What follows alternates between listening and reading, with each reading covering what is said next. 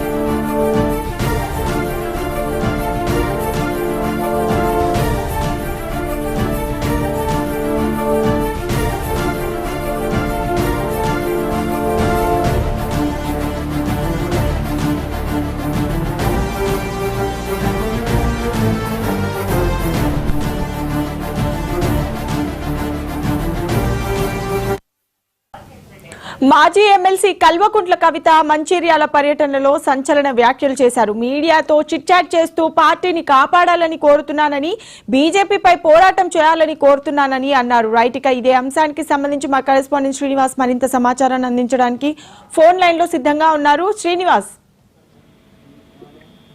కవిత మళ్ళీ ఈసారి మంచిర్యాల జిల్లాలో కవిత మరోసారి సంచలన వ్యాఖ్యలు అయితే చేయడం జరిగింది. మీడియాతో చిట్చాట్లో మాట్లాడుతూ మరొకసారి తాను లేఖ ఎందుకు రాయాల్సి వచ్చిందనే విషయాన్ని కూడా ప్రస్తావించడం జరిగింది. ముఖ్యంగా ప్రధానంగా కవిత చెప్తుంది, నేను రాసిన లేఖను ఎవరు లీక్ చేశారో బయటపెట్టాలి. కేసీఆర్ నాయకత్వాన్ని నేను ఒప్పుకుంటాను, మిగతా ఎవరి నాయకత్వాన్ని నేను ఒప్పుకోవడం లేదు. ముఖ్యంగా నా తప్పనంతా కూడా పార్టీ కోసం నేను ప్రారంభిస్తాను, కేసీఆర్ కోసం ప్రారంభిస్తాను. కానీ కొంతమంది కేసీఆర్ చెప్పుడు మాటలిని తాను తప్పుదారి పడుతున్నారు అనే విషయాన్ని చెప్పే విధంగా కవిత చెప్పే ప్రయత్నం చేయడం జరిగింది. ప్రధానంగా కవిత చెప్తుంది, ముఖ్యంగా పార్టీని కాపాడుకునే ప్రయత్నంలో భాగంగానే లేఖ రాశాను తప్ప వేరే ఉద్దేశం లేదని చెప్తుంది. ముఖ్యంగా జాగృతిని కూడా బలోపేతం చేయడం ద్వారా కూడా పార్టీకి ఉపయోగపడుతుందనే ఉద్దేశంతో నేను చేస్తున్నానని చెప్తుంది. ముఖ్యంగా బీజేపీ నేతలతో బీఆర్ఎస్ నేతలు సన్నిహితంగా ఉండడం, ముఖ్యంగా బీజేపీని టార్గెట్ చేస్తూ బీఆర్ఎస్ నేతలు మాట్లాడకపోవడం అనే అంశాన్ని పెద్దగా కవిత ప్రస్తావించే ప్రయత్నం చేయడం జరిగింది. ముఖ్యంగా తనను జైల్లో పెట్టినప్పుడు బీజేపీ పైన అగ్రెసివ్ గా పార్టీ పోలేదు అనేది కవిత మనసులో ఉన్నట్టుగా మనకు తెలుస్తుంది. దానిలో భాగంగానే కవిత ఈ మాటలు మాట్లాడుతున్నట్టుగా తెలుస్తుంది. ప్రధానంగా బీజేపీలో బీఆర్ఎస్ ను విలీనం చేసే ప్రయత్నం కొంతమంది నేతలు చేశారు, నేను అడ్డుకున్నాను, దృష్టిలో పెట్టుకుని నా పైన పగబడుతున్నారనే ఉద్దేశంలో కవిత మాట్లాడే ప్రయత్నం చేయడం జరిగింది. ఓవరాల్ గా కవిత తన మనసులోని మాటలు మనం భావించినట్టయితే తను జైలులో పెట్టినటువంటి బీజేపీని బీఆర్ఎస్ అగ్రెసివ్ గా పోవడం లేదు కేంద్ర ప్రభుత్వానికి వ్యతిరేకంగా. మరొకటి కేసీఆర్ కాకుండా మిగతా ఏ నాయకత్వాన్ని తాను ఒప్పుకోను, దానివల్ల పార్టీలో ఇబ్బందులు తలెత్తే అవకాశం ఉంటుంది అనే విషయాన్ని చెప్పకనే కవిత చెబుతుంది. అంటే ఇప్పుడు ట్విట్టర్ శ్రేణిలో కేటీఆర్ నెక్స్ట్ బీఆర్ఎస్ పార్టీకి అధ్యక్షుడు అయ్యే అవకాశం ఉందనేటువంటి వార్తలు వస్తున్న నేపథ్యంలో దాన్ని అడ్డుకట్ట వేసే విధంగానే కవిత తన చిట్చాట్లో మాటలో మనకు అర్థం అవుతున్నటువంటి అభిప్రాయంగా చెప్పుకోవచ్చు. దానికి తోడు ముఖ్యంగా కవిత చెప్తుంది, బీఆర్ఎస్ కు వ్యతిరేకంగా పోరాటం చేయాలనే విషయాన్ని స్పష్టంగా చెప్పే ప్రయత్నం చేస్తుంది. కేసీఆర్ కోసం, పార్టీ కోసం నేను ప్రాణమైనా ఇస్తాను అనే విషయంగా చెప్పే ప్రయత్నం చేస్తా ఉంది. అంటే ఓవరాల్ గా మనం చెప్పుకోవచ్చు, బీఆర్ఎస్ పార్టీలో అంతర్గతంగా కొంతమంది మాటలను కేసీఆర్ పట్టించుకుంటున్నాడు, వాటిని ఆ చెప్పుడు మాటలు వినొద్దు అనే విషయాన్ని ప్రస్తావించడం జరిగింది. మరి ఎవరు కేసీఆర్ తప్పుదారి పట్టిస్తున్నారనే విషయాన్ని కూడా మీరే తెలుసుకోండి, మీరే కనుక్కోండి అని చెప్పడం జరిగింది. నా లేఖను ఎవరైతే బహిర్గతం చేశారో వాళ్ళే పార్టీకి ద్రోహులుగా ఉండే అవకాశం ఉంది అనే సంకేతాలు ఇచ్చే విధంగా కవిత చెప్పడం జరిగింది. ఏదైనా కవిత పర్యటన ముఖ్యంగా వ్యక్తిగతమైనప్పటికీ కూడా ఇక్కడ పూర్తిగా బీఆర్ఎస్ నాయకులు కానీ బీఆర్ఎస్ శ్రేణులు కానీ కవితకి ఎక్కడ కూడా స్వాగతం పలికినటువంటి అంశం లేదు. ఎక్కడ కూడా బీఆర్ఎస్ శ్రేణులు కానీ బీఆర్ఎస్ జెండాలు పట్టుకుని కానీ ఎవరు కూడా కవితకు కనీసం రిసీవ్ చేసుకున్నటువంటి పరిస్థితి కూడా కనబడలేదు. కేవలం జాగృతికి సంబంధించినటువంటి కొంతమంది యువత మాత్రమే కవితకు పర్యటనలో రావడం జరిగింది. కవిత కూడా ఈ పర్యటన కూడా పూర్తిగా వ్యక్తిగతమైన చెప్పుకోవాలి. ముఖ్యంగా జాగృతికి సంబంధించినటువంటి కొందరు నేతల వ్యూహం ఉన్నది. ఆ తర్వాత స్థానికంగా మంచిర్యాల జిల్లాకు సంబంధించి తెలంగాణ ఉద్యమంలో జేఏసీలో కీలకంగా ఉన్నటువంటి మునీర్ అంటున్న ఒక సీనియర్ జర్నలిస్ట్ ఈ మధ్య మరణించడం జరిగింది. అతనికి నివాళులు అర్పించడం, కుటుంబ సభ్యులకు కలవడం, ఆ తర్వాత మీడియాతో మాట్లాడుతుందని చెప్పే ప్రయత్నం చేస్తున్నారు. మీడియాతో మాట్లాడడానికి కూడా కవిత ఆసక్తి చూపడం లేదు. ఏదైనా మీడియా మిత్రులు కానివ్వండి ఏదైనా అడిగిన దానికి ముభావుగా సమాధానం చెప్పే ప్రయత్నం చేస్తుంది. గతంలో అన్న మాటలను మళ్ళీ రిపీట్ చేసే ప్రయత్నం చేస్తుంది తప్ప వ్యక్తిగతంగా అయితే పార్టీకి మీడియా ద్వారా చెప్పే అవకాశం ఇవ్వడం లేదు. ప్రధానంగా మనం చూడొచ్చు ఓవరాల్ గా బీఆర్ఎస్ శ్రేణులు కూడా కనీసం ఎవరు కూడా రానటువంటి అంశం అయితే ఇక్కడ మనకు స్పష్టంగా కనబడుతుంది. మంచిర్యాల జిల్లాకు బాలకృష్ణ అధ్యక్షుడిగా కొనసాగుతున్నారు. ఇతను కేటీఆర్ కు అత్యంత సన్నిహితుడు. అదేవిధంగా పార్టీ శ్రేణులు ఎవరు కూడా స్థానిక నేతలే కావచ్చు, పార్టీలో పదవుల నేతలే కావచ్చు, ఇతర వ్యక్తులు ఎవరు కూడా కవిత పర్యటనను మాత్రం వ్యక్తిగత పర్యటనగానే చూస్తున్నారు. ఎవరు కూడా కనీసం వచ్చే ప్రయత్నం చేయడం లేదు. అంటే ఓవరాల్ గా మనకు అర్థమవుతుంది ఏంటంటే బీఆర్ఎస్ నుంచి కవిత కొంచెం దూరం పెట్టే ప్రయత్నం చేస్తుంది. కవిత ఈ మధ్య మాట్లాడుతున్నటువంటి మాటల పైన బీఆర్ఎస్ లో కూడా అంతర్గతంగా కొంచెం చర్చ అయితే దారి తీస్తున్నటువంటి పరిస్థితి కనిపిస్తుంది. ముఖ్యంగా కవిత మాటలు మాత్రం దుమారాలు లేపుతున్నాయి. మరి పార్టీలో చిరుకల దిశ వెళ్తుందా?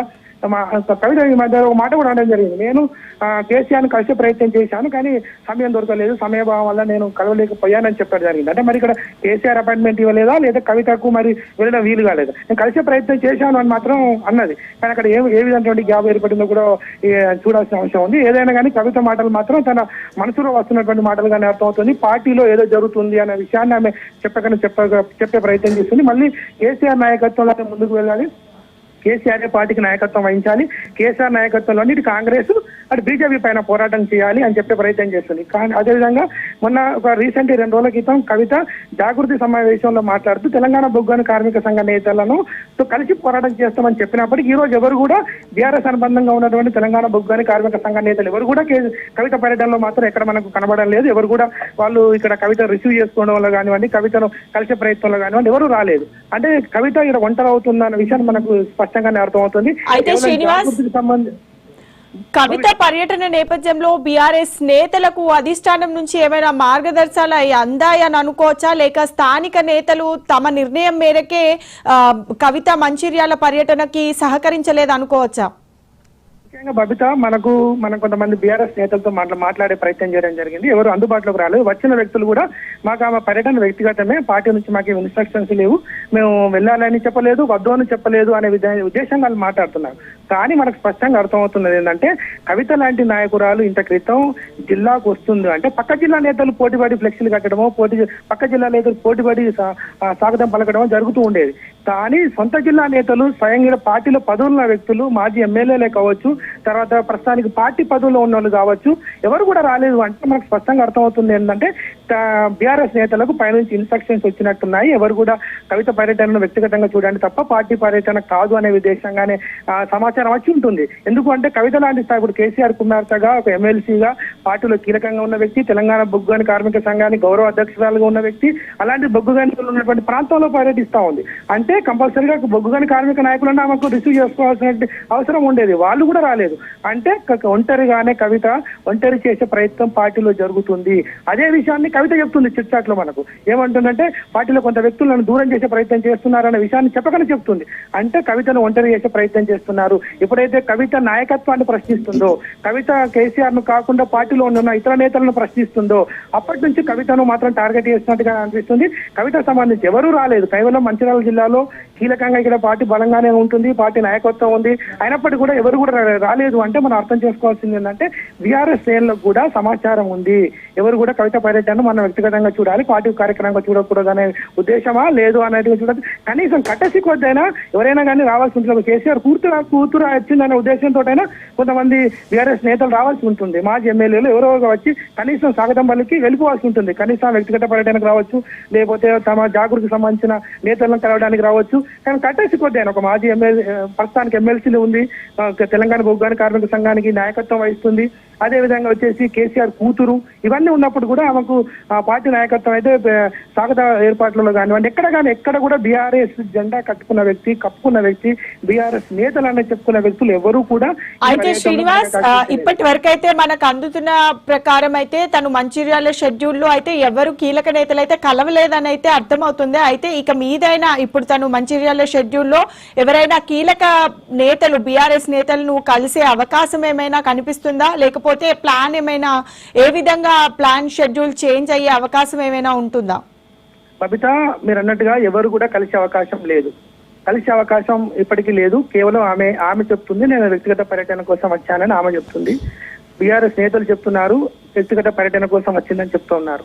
కానీ ఒక నేత వచ్చినప్పుడు కలవాల్సినటువంటి అవసరం ఉంటుంది. అదేవిధంగా కలిసి కట్టసి కోసమైనా కలవాల్సి ఉంటుంది. కలవలేదు అంటే పార్టీలో అంతర్గతంగా ఏదో జరుగుతుంది, పార్టీలో కవితను దూరం పెట్టే ప్రక్రియ కొనసాగుతుంది. ఎప్పుడైతే అధినాయకత్వాన్ని అదేవిధంగా కేటీఆర్ ను టార్గెట్ చేస్తూ ఎప్పుడైతే కవిత తన చిట్ చాట్ లో మాట్లాడుతుందో అప్పటి నుంచి పార్టీలో కొంతమంది నేతలు అయోమయంలో ఉన్నారు. కవితను కలిస్తే మా పరిస్థితి ఏంటి అనేటువంటి ఒక భయాందోళనలో కూడా కొంత వర్గం ఉన్నట్టుగా మనకు అనిపిస్తుంది. ఎందుకంటే ఎవరు కూడా మాజీ ఎమ్మెల్యేలు కూడా రాలేదు, స్థానిక నేతలు కూడా ఎవరు రాలేదు అంటే కవితతో ఉన్నట్టయితే తమకు కూడా ప్రమాదం ఉంటుందా, లేదా తమకు కూడా కవిత వర్గంగా ముద్ర వేసే అవకాశం ఉంటుందా అనే ఉద్దేశంతో అయితే ఎవరైతే ప్రస్తుతానికైతే రాలేదు. ఆ వ్యక్తిగత పర్యటన అయినప్పటికీ కూడా కనీసం స్థానిక నేతలు కొంత స్వాగతం పలకడంలో లేకపోతే కలవడానికో లేకపోతే కట్టేసి కొద్ది రావాల్సిన అవసరం ఉన్నప్పటికీ కూడా రాలేదు అంటే పార్టీలో మాత్రం అంతర్గతంగా చీలిక వచ్చే అవకాశం అయితే స్పష్టంగా కనబడుతుంది. Babita, right, thanks for the update Srinivas.